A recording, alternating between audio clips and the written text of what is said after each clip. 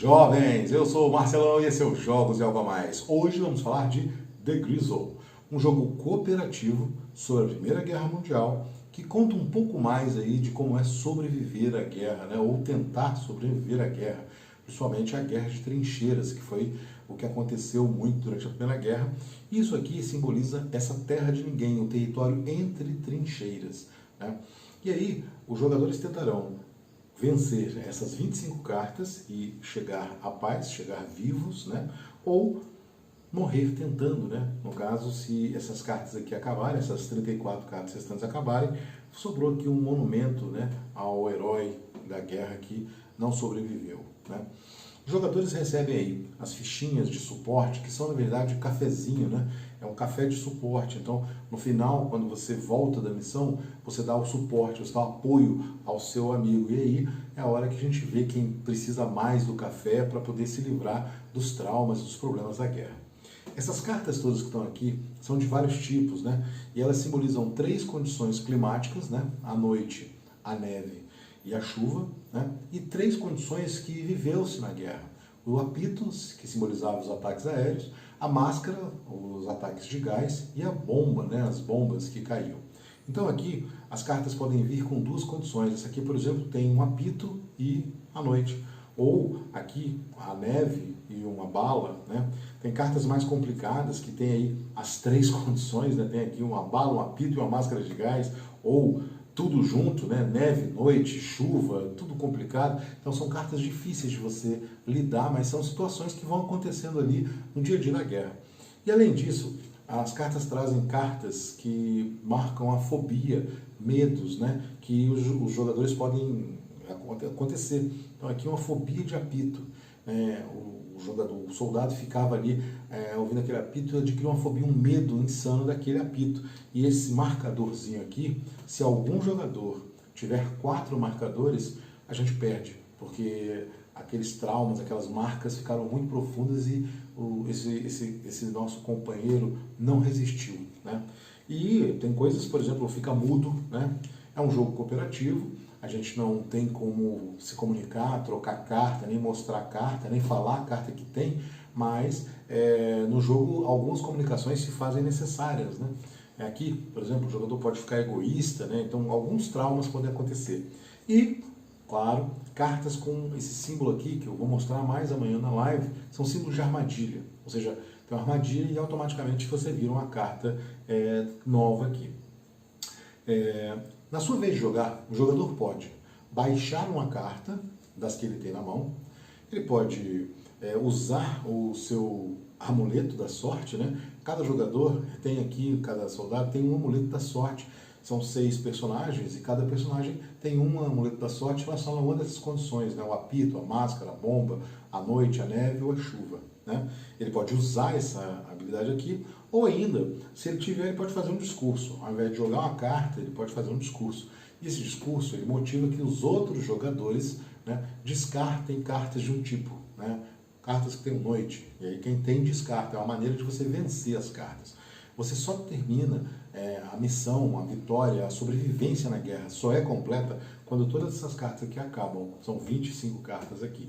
E o nosso líder, né, o líder escolhido, ele decide quantas cartas vão ser dadas. Então, por exemplo, vamos colocar aqui 4 cartas para cada um. Nós estamos no começo da guerra, todo mundo com aquela coragem toda, né? Então 4 é um número bom. É um número já arriscado, mas quem sabe, né? E a qualquer momento, as cartas que sobrarem, elas indicam as cartas que vão sair desse baralho para vir para cá. No mínimo de 3. Então, se gastarmos todas essas cartas, ainda assim, 3 cartas vêm daqui para cá. Então, é ideal que você fique com 3, porque mais que isso complica. Se você ficar com 5, por exemplo, 5 cartas vêm para cá.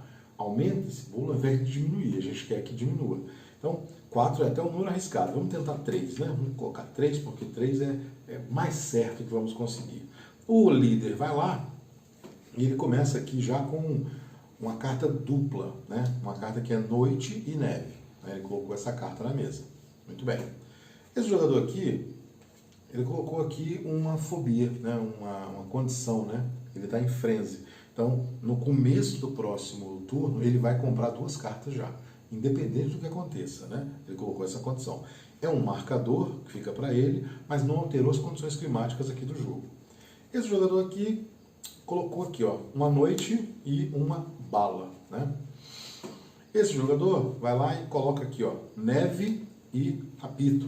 Então aqui tem 2 noites, 2 neves, um apito e uma bala. Se a qualquer momento tiverem 3 cartas com o mesmo símbolo, nós perdemos essa missão. Essa missão foi incompleta, falhamos, e aí acontece aquela coisa de você, essas cartas todas que foram perdidas, elas vão ser rebobinadas para cá, e vai continuar acontecendo mais coisas, né? Esse jogador aqui, ele não se sente encorajado a jogar nada, mas ele simplesmente usa o amuleto dele. Aí você vira e descarta. O amuleto dele é para noite, então ele descarta uma carta de noite, né? Então ele vai eliminar essa carta aqui. Essa carta foi removida do jogo. Esse jogador pode baixar agora o seu apito com a chuva. Esse aqui tem uma carta só. Ele vai baixar, agora ele tem um trauma de noite, então os traumas específicos contam, né? Então aqui temos 2 coisas, e essas marcas são individuais, né? Não é 4 no coletivo. Esse jogador aqui, ele não tem o que fazer, então ele se retira, né? Ele se retira. Quando o jogador se retira, ele bota um marcador de suporte, né? Que ele escolhe, tem marcador que indica seta para a direita, outro seta para a esquerda, né? Então ele vai colocar um marcador aqui, que ele se retirou. Esse jogador aqui vai jogar uma carta ainda, ou não precisa, porque só tem 3, então ele vai ficar com a carta dele aqui. Então ele se retira, coloca o seu marcador de suporte. E esse último aqui, né, vai colocar o suporte e também se retirou. Pronto. Quando os jogadores se retiram, é como se a missão fosse ok. Se a missão for ok, essas cartas vão embora, certo? E o jogador ganha uma ficha de discurso. E aí acontece esse simpático, mentira, o discurso é só se o suporte acontecer, né? Então, eles revelam o suporte. Então, esse aqui deu suporte para a esquerda, esse aqui para a direita e esse aqui para a direita. Então, essa ficha vem para cá, essa ficha vem para cá e essa ficha vem para cá. Existe um jogador que está com 4 marcadores de café. Ele tem mais suporte que os outros. Nesse momento, ele pode remover um marcador, ou se ele tivesse usado o amuleto dele, ele poderia revirar e utilizar de novo em um outro momento, né? E aí, como vencemos aqui, ganha-se o discurso, né? Tem a fichinha de discurso. Passa o jogador, acontece a mesma coisa, lembrando que esse jogador aqui tem 2 cartas na mão, esse aqui tem uma, né? 3 cartas no total, 3 cartas vão ser colocadas aqui nessa pilha, né? Podia ser pior, né? E aí você vai correndo contra isso aí. Então no jogo você tem a sensação que aconteceu muito na Guerra de Trincheiras. Então você consegue uma missão, consegue um avanço pequeno que seja, né, com um trauma aqui, uma coisa ali, e aí avançou mais um pouco, e daqui a pouco você tem que recuar. Então aqui é esse tempo todo. A gente gastou das 9 cartas, gastamos 6. 3 vieram para cá. Então a gente avançou, recuou um pouquinho. Aí agora vai gastar mais cartas. E o tempo todo é isso, né? Lutando aí nessa terra de ninguém. O jogo é esse. Se conseguirmos eliminar essas cartas, vitória, né? Temos a paz, conseguimos sobreviver à guerra, a gente não ganhou a guerra, né? E se não conseguirmos, isso aqui tudo for para cá, chegou no monumento, nós não sobrevivemos à guerra aí. É muito emblemático, né, que no começo da guerra todos estão aqui rapazotes, né, e aqui no final ele já tem a cara de aquele reservista que lutou aí, que passou esse tempo todo na trincheira, né, que é justamente o nosso algo a mais. Nosso algo a mais fala de 2 coisas bem distintas, né, a amizade, que é o que preza aqui, e aí você tem que entender o que o seu amigo está precisando. Então, todos estamos vendo que esse jogador está mais prejudicado, então vamos dar o café para ele, né? Ou indicar o suporte para lá. Isso não é falado, mas você vê, você sente, você visualiza. Os traumas que acontecem, né?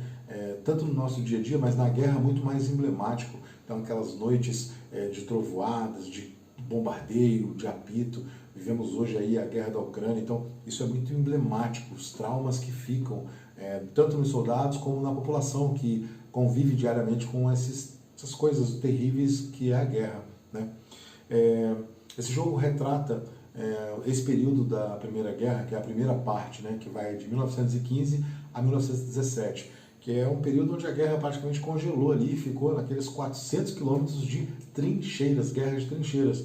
Trincheiras com no mínimo 2 metros de profundidade, vários quilômetros aí, comunicações e toda uma estrutura onde os soldados viviam e ficavam ali. E entre uma trincheira, né, a trincheira alemã e a trincheira dos franceses, você tinha aí um espaço que é essa terra de ninguém, onde se você levantasse a cabeça ali, era bala, tinha arame farpado, tinha minas, uma série de problemas que houveram nesse período da guerra, né?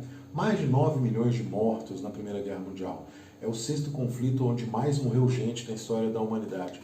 Então, alguns dizem que nem é primeira e segunda, é uma guerra só, que teve apenas uma trégua ali, mas essa Primeira Guerra foi muito complicada e muito traumática, né? A arte desse jogo, né, esses cartões aqui fantásticos, são obra de Bernard Jean-Charles Verlias, conhecido como Tinot. Esse cara foi um cartunista famoso na França, um francês, que infelizmente foi uma das vítimas daquele atentado em 2015 do Charlie Hebdo.